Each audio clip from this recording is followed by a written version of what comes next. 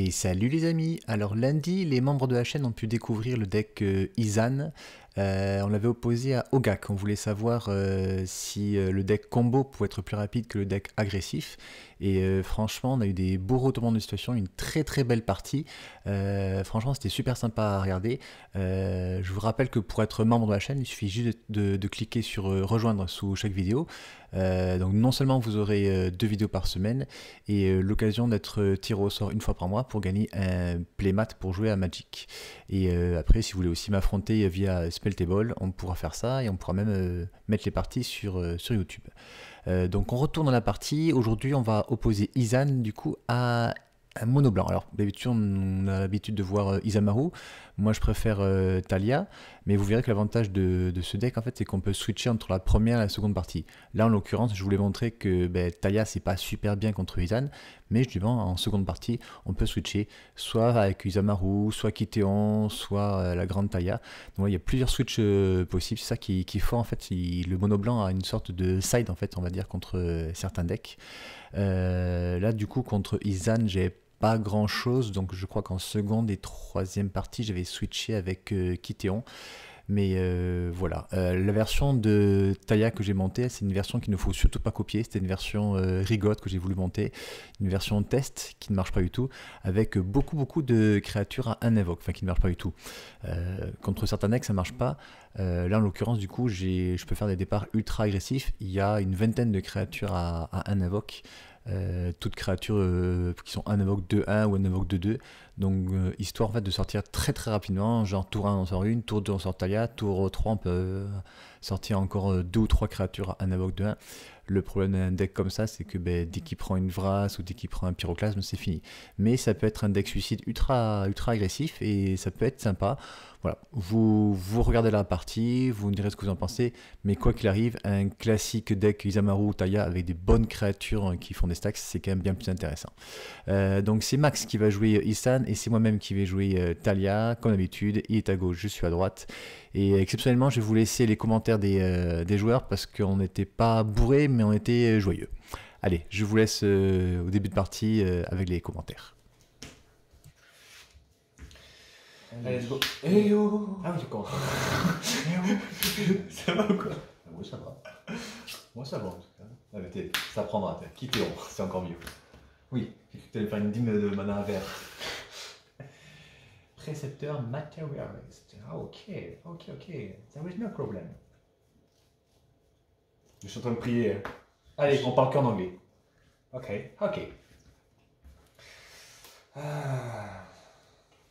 I'm fetching Rofelos. Ok, it's a good card.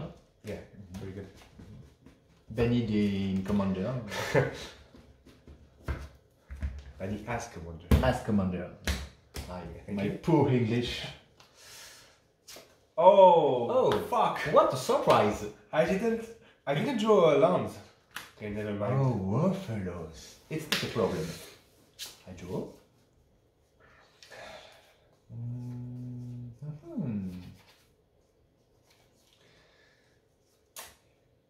Ah, il y avait un land. Dials of Troker. Ok. I frappe you. 2 points. Alors, ça, it's pas mal. But, c'est very pas mal. Ça, it's better. So...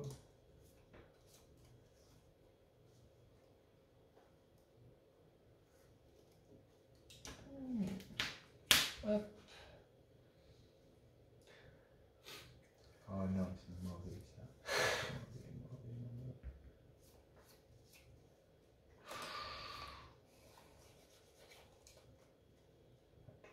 Mauvais. Two mana. Absence imprévue. This creature on the top of your library. It's to you. Oh!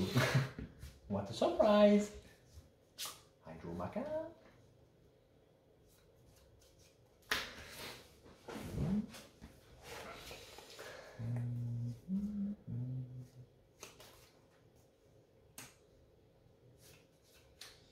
Talia. No. Hey, I frappe to you. 2 points. Ah, pardon. Hey, big Kitéon. Ah, c'est bon, j'ai pas triché la première. Yeah. là. Avant-garde d'élite. Allez. Ah, putain. Du coup, je vais faire... j'ai 4 mana. C'est fort. Alors, comment est-ce que je fais? Tac. Tac. Ouais. Vas-y. Wild Elves.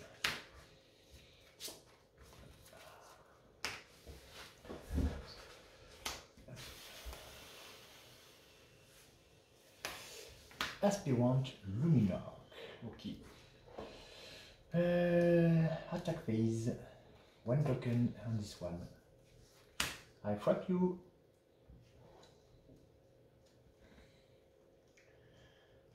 Tu mets un marqueur qui va s'évaporer. J'ai pas compris le play là. Non. Il a 2 en force. Oui, mais il va être exilé et il va revenir. C'est stupide. Parce que Mais c'est pour pas que tu le bloques avec lui. tu attaqué avec 3 créatures. Oui, mais il va se transformer. Mais c'est pourquoi que tu le Oui, bloques tu et que tu perds le tues. un marqueur. C'est pour le bloquer, je m'en fous. C'est pour pas que tu le bloques et que tu le tues. Je vais pas le faire. Je sais pas. Ok. Aïe. 1, 2, 3. 1, 2. 1, 2, 3, 4, 5, 6, 7. 7. Hop là. Ça. It's flip. Ouh. Je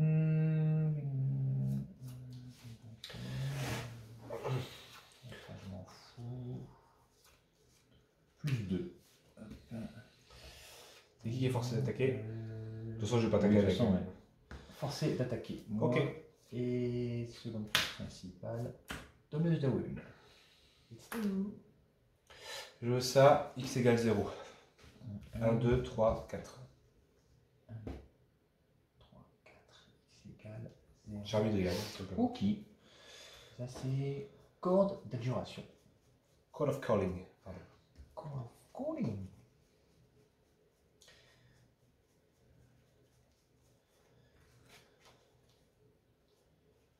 J'aurais bien voulu le faire pour plus, pour voilà, différent, mais bon.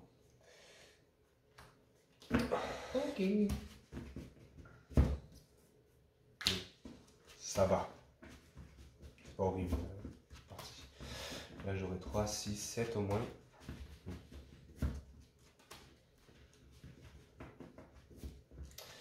Tu pourras pas te passer assez de dégâts, je pense.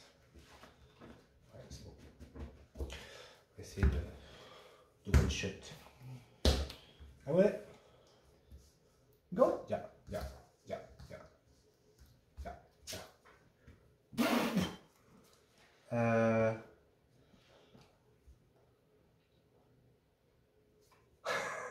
Oh, putain, c'est vraiment dommage. Du coup, je vais jouer Isan, Vagabond Bard. Isan, streamer. Oui, ça compte comme une forêt, ça. Ouais, c'est une forêt. Ouais. Isan. Ok.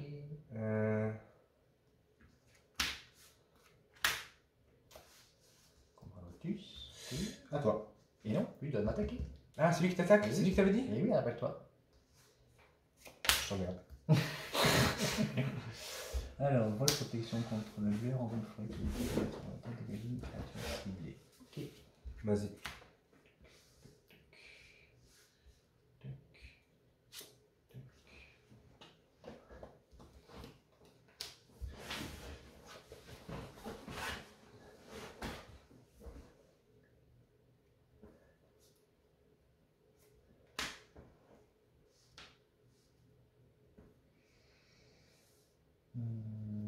Zéro. Ouais. 4, 4.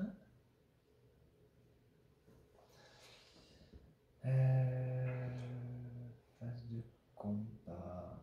C'est lui qui va me booster. Hop, phase de combat, c'est lui qui est boosté. T'es à 9, ils sont tous petits de toute façon. Ah non, pas lui qui va booster.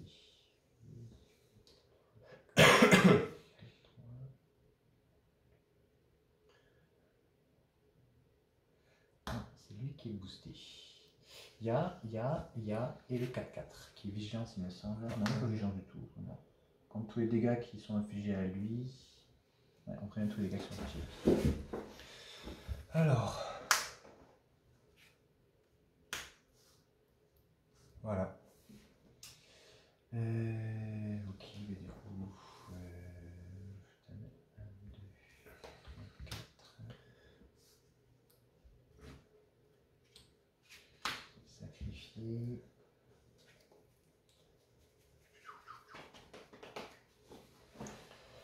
Sacrifice, Grange et Delay. Marqueur sur ton garde.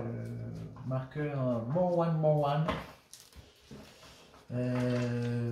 Cameron. Ouais. Qui? C'est mort. C'est mort. Là, je prends d'abord 2 et après je prends 2. 1, 2, 3, 4. Ok. Et un cheval et les druides. Vas-y. Merde! Ah, mais ça va. Attends, comment je fais là? Attends. En fait, j'ai un kill dans la main encore. Mais il bloque une forêt. Comment je fais pour faire venir une forêt en jeu là? Ça. Je refais à 2. Ça sert à rien. Allez, je reprends les rênes. Donc du coup, il va essayer de me tuer avec sa combo à ce tour-ci. Il pose le beuglar des sylves. Il va chercher l'éclaireuse de la tour d'Irax, qui lui permet de dégager une créature. Enfin, en l'occurrence, il va dégager Isan.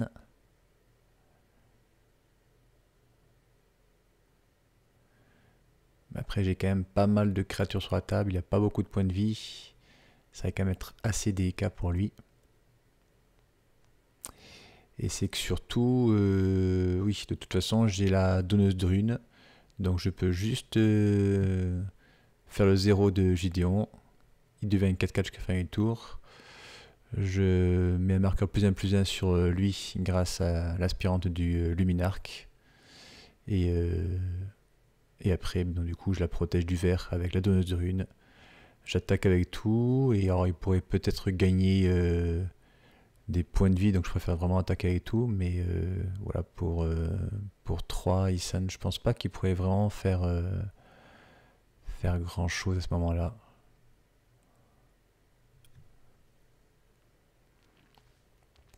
Une créature à un invoque qui fasse gagner des points de vie, je pense pas qu'il en ait dans son deck. À 2 d'invoque, il a le limon nécrophage qui permet d'exiler une créature du cimetière et gagner un point de vie. Mais ce serait la seule solution, et là, je pense pas que ce soit possible. Donc là, quoi qu'il arrive, hein, il réfléchit, mais ce serait pas suffisant. Il va quand même rapidement chercher. Non, il n'y a rien du tout, donc c'est parti. Allez. Donc la première, bon, vous voyez en fait, là c'est vraiment une partie à peu près normale. J'ai pas vraiment sorti la phase aggro du deck. Mais quoi qu'il arrive, ouais, c'est pas la bonne version de Taya qu'il faut jouer. Du coup, seconde partie, j'ai switché. Vu que de toute façon, il joue beaucoup de créatures et très peu de sorts non créatures, j'ai préféré switcher Taya en mettant Kitéon à la place.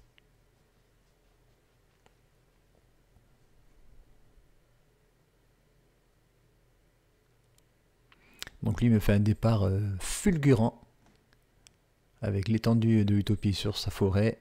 Tour 2, un Cobra Lotus, un Fetch qui lui permet de faire 3 mana verts et de poser Isan tour 2, tout en ayant le Cobra Lotus sur la table.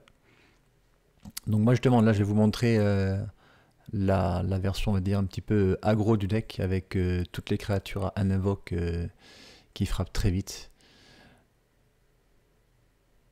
Donc c'est bien face à un mono bleu par exemple, mais face à un mono bleu de toute façon on n'a pas besoin de ça pour gagner. Donc c'était complètement bête ma réflexion, mais voilà, je voulais quand même tester. J'avais toutes les créatures à un invoque, ça faisait très longtemps que j'avais cette idée en tête.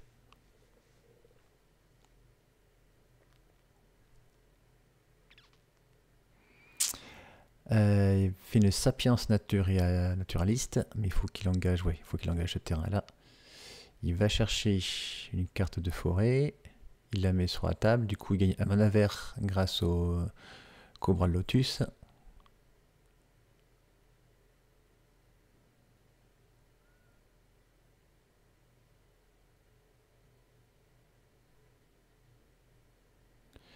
Pour 2, il pose JT. Il pose une forêt, ça lui fait un second mana vert, il engage sa forêt, il va équiper le Cobra Lotus de JT, il m'attaque, et là, quoi qu'il arrive, que je bloque ou que je bloque pas, il faut que je lui tue son Cobra Lotus, il fait beaucoup trop de mana avec ça, mais je vais tout perdre. Là, je vais tout perdre sur une phase d'attaque. Je bloque même si je sacrifie mon sauveur dévoué pour le rendre indestructible. C'est des -1/-1 avec JT, donc ça ne changerait rien. Je perds 3 bêtes sur une seule attaque, c'est horrible pour moi. Voilà le gros défaut du deck quand on joue plein de créatures comme ça. Alors l'avantage c'est que je me suis débarrassé de son Cobra Lotus, là je me débarrasse de Isan. Il est obligé de perdre un tour pour le reposer.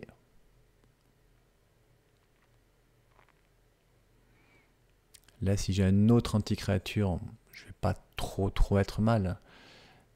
Mais bon, il faut aussi que j'essaie de le tuer. Il a beaucoup de mana. La moindre créature qui va pouvoir attaquer avec JT, ça va me tuer toutes mes petites créatures. C'est pour ça que j'hésite beaucoup à les poser. Je me dis que de toute façon, ça va être des parafoudres à JT. Mais c'est vraiment l'optique de mon jeu, c'est avoir plein de créatures, un invoque de 1.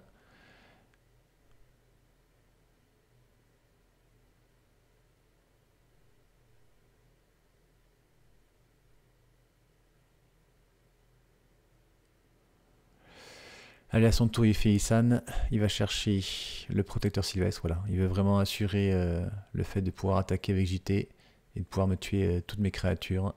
Moi, je n'aurai plus de possibilité de lui tuer ces créatures vu qu'il y a le protecteur sylvestre maintenant.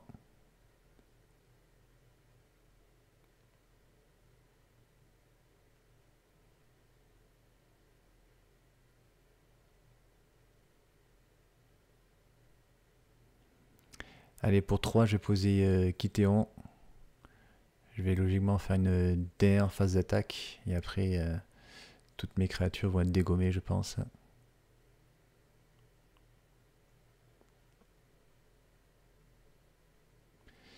Allez, je pose un garde du corps bienveillant.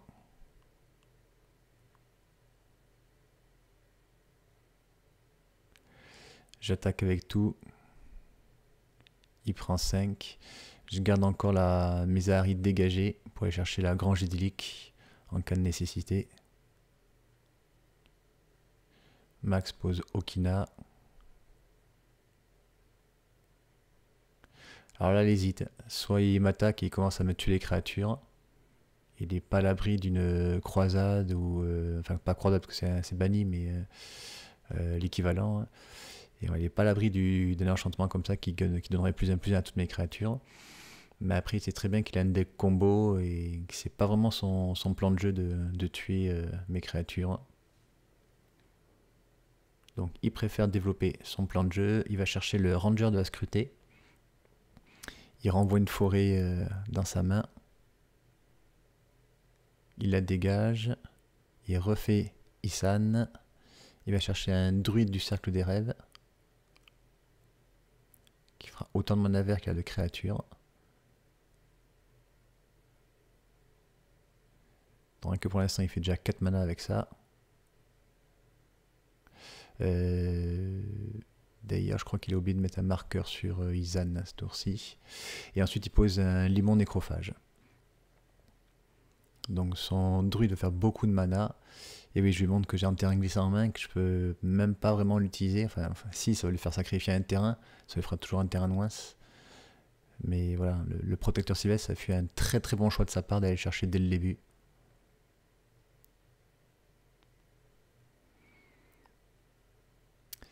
Du coup, je le fais quand même. Je veux lui exiler Isan, mais il sacrifie un terrain en réponse pour le protéger et le rendre inciblable.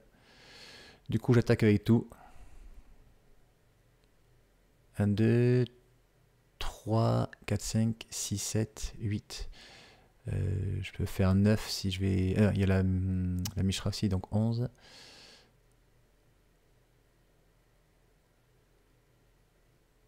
Ouais, je peux faire 11 points de dégâts si je vais chercher la grange idyllique. Et je mets un marqueur +1/+1 sur une de mes créatures. Lui, il cherche même pas à comprendre. Il sait très bien que c'est fini. Il passe à 3. Et lui, il a sa combo derrière.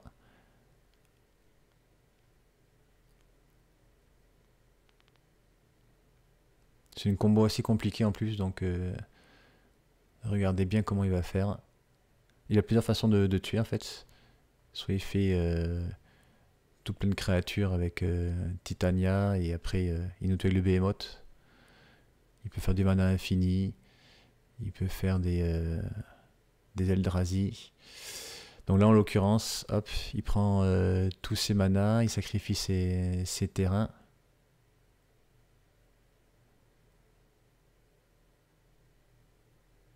Avec tous les terrains, du coup, vu qu'il y a Titania, il crée 7 créatures élémentales.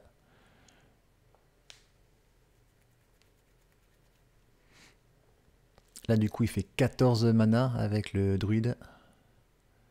Plus les 4 manas qu'il avait déjà en pool, il est déjà à 18 manas. Il le fait une fois. Voilà, là, il se rappelle qu'on avait oublié de mettre un marqueur tout à l'heure. Donc, il a 4 marqueurs.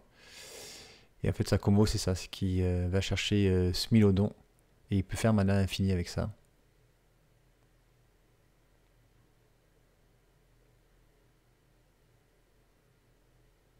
Et il m'explique la combo. Et j'avoue que je comprenais pas trop sur le coup. Il me demande juste de revenir en arrière. Il a sacrifié une forêt de trop. On n'est pas en tournoi. Alors, j'autorise.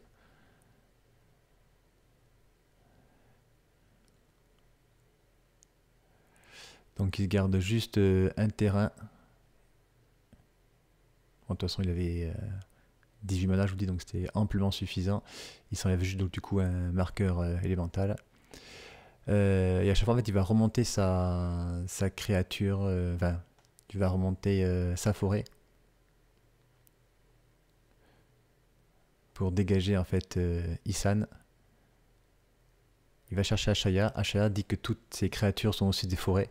Du coup, il peut remonter le ranger de la scrutée lui-même. Dégager le druide du cercle des rêves. Reposer le ranger. Dégager à nouveau le druide. Faire une infinité de mana, ainsi.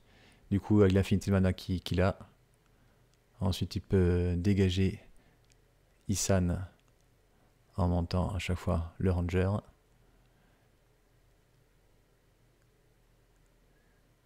Hop, il met un 6ème marqueur. Après Ashaya, il va chercher une créature à 6 d'invoque.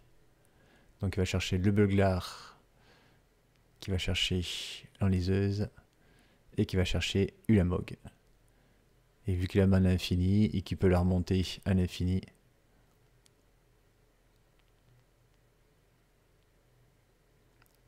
il lance Ulamog, il me détruit un de mes permanents. Il le remonte encore une fois avec Smilodon. Il le repose, il détruit un autre permanent. Il me détruit tous les permanents. Et la partie est pliée. Donc ça, c'était une version de la combo. Il a encore d'autres méthodes pour gagner, mais voilà, c'était juste pour vous montrer comment ça se passait. C'est assez compliqué quand on est en partie de suivre. Lui connaît le deck par cœur. Mais moi, j'avoue que j'étais un petit peu paumé sur le coup. Allez, c'est parti. J'ai toujours Kitéon du coup en général. Je l'ai gardé, surtout que je commence, c'est très bien. Alors oui, je préfère Kitéon à Isamaru, parce qu'en général, les elfes, on veut les garder, on veut pas les sacrifier. Et si les sacrifie, ben c'est pas grave, c'est un anti-créature qui est très bien, il a besoin de beaucoup de mana dès le début. Donc j'ai préféré garder Gideon. Malheureusement, j'ai pas un départ ultra rapide, puisque j'ai pas d'autres créatures à invoque, j'ai juste un pince-crâne. Donc vraiment pas top. Lui, il a un ancêtre de la tribu Sakura. Il va pouvoir bloquer, sacrifier et chercher un terrain. Donc c'est pas top pour moi. Je me rends compte qu'il va très vite se développer. Il va falloir que je trouve une solution assez rapide. Mais là, étrangement, vous allez voir, j'ai une main mono blanc classique avec très peu de créatures agressives, un invoque de 1 qui ne servent pas à grand chose. J'ai la vraie partie du mono blanc. Et là, en l'occurrence, je sors Paladin à l'âme d'argent qui donne le double initiative à Kitéon. Donc il bloque, il sacrifie, il va chercher sa forêt engagée. Mais il faut quand même qu'il pose des bloqueurs parce que prochain tour, ça peut lui faire très mal. Surtout qu'il y a pince crâne. Je peux équiper le Paladin à l'âme d'argent avec pince crâne. Il fera après à 6 et plus 2 points de Kitéon en x2, parce qu'il est double initiative. Je préfère 10 points de dégâts. Donc là, il pose la Dryade du bosquet lyséen. Il pose 2 terrains. Et il repose Izan. Ouh, très bien, en plus j'ai un fetch, donc je pourrais aller chercher la Grange d'Ivik pour encore booster une créature double init.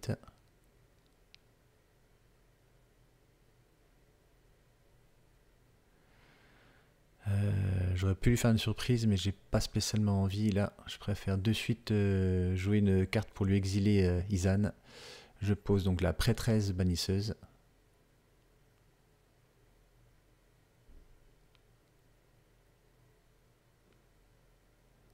Donc, comme je vous ai expliqué, je vais fetcher la Mesa Aride. Comme ça me permet d'aller chercher la Grange d'Ivik et de mettre un marqueur +1/+1 sur une de mes créatures.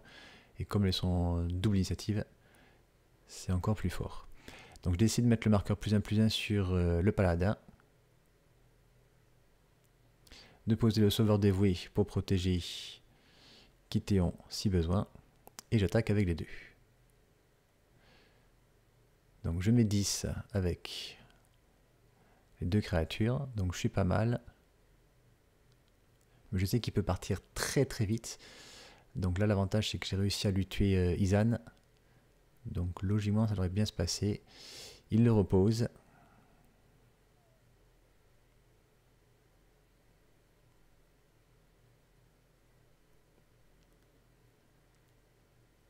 Allez, ce coup-ci, je vais équiper une de mes créatures avec pince-crâne. Mais je me tâte. De toute façon, il oblige de bloquer le paladin à lame d'argent, sinon il prend 6 rien qu'avec lui. Donc je pense pas qu'il y ait intérêt de poser. Voilà. Vaut mieux que je pose pince-crâne sur une autre créature, voilà, plutôt lui par exemple. Lui ferait 3 points de dégâts à lui tout seul. Et du coup, j'attaque avec tout.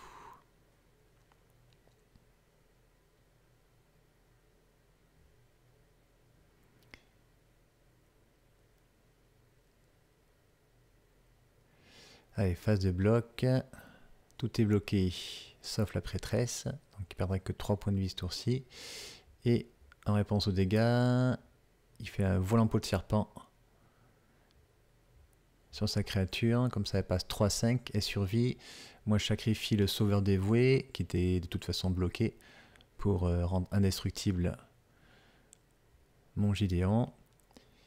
Il prend juste 3 du coup de la prêtresse vannisseuse. Son petit elfe meurt. Les 2 autres survivent du coup. Gideon flippe.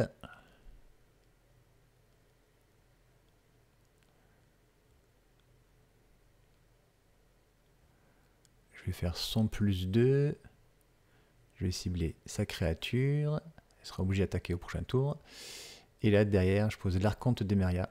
Donc c'est très fort à ce moment de la partie puisqu'il ne pourra plus jouer plus d'un seul sort par tour.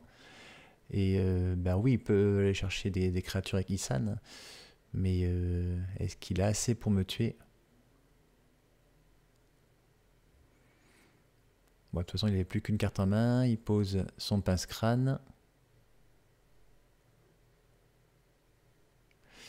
Il m'attaque du coup Gideon. Après, il fait 6 mana avec le château Garenbrig. Pour pouvoir faire 2 fois la capacité de Izan. Là, il calcule, mais moi, l'Archonte d'Emeria a été associé avec le paladin à lame d'argent. Donc, il est double initiative. Donc, s'il va pas chercher un oiseau de paradis, je vois pas comment il s'en sort sur ce coup. Ah oui, le Ranger couronné. Du coup, il peut remonter une forêt. Je crois qu'il a déjà posé une forêt ce tour-ci. Bon, c'est pas grave, de toute façon, vu ce que j'ai en main, je vois pas comment il peut s'en sortir. Ah oui, donc du coup, il dégage Izan en remontant sa forêt. Il le rengage, il va chercher une créature à 2. Mais malheureusement, ça lui fera que 2 bloqueurs. Ah, il prend encore dégager Izan à mon tour en remontant une forêt, ça lui ferait 3 bloqueurs.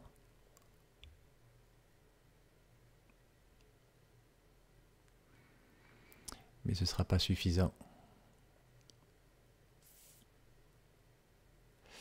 Ah oui, il va chercher le démon nécrophage pour exiler une carte de créature et gagner un point de vie, mais ce ne sera pas suffisant.